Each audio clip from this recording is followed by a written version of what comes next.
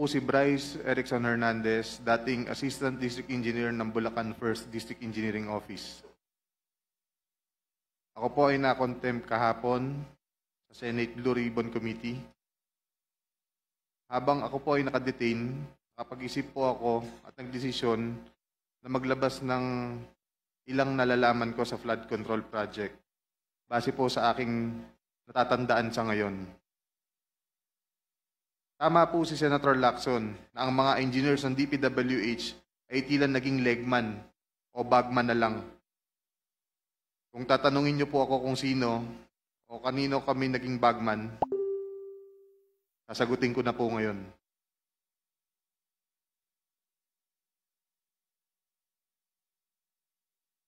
Sabi ni Senator Marcoleta kahapon, ligtas ka na. Hindi po ito totoo.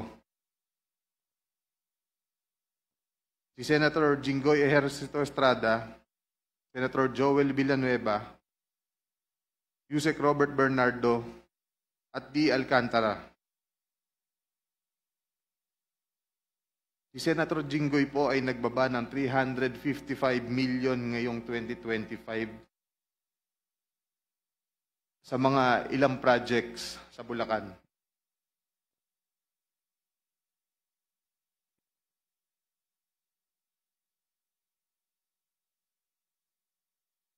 At ang sabi po ng boss ko dito ay 30% ang commitment dito. Ang mga projects po na to ay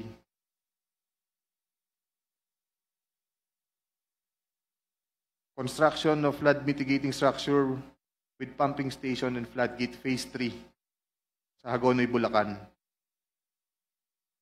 Flood control mitigating structure with pumping station and floodgate sa Malolos, Bulacan.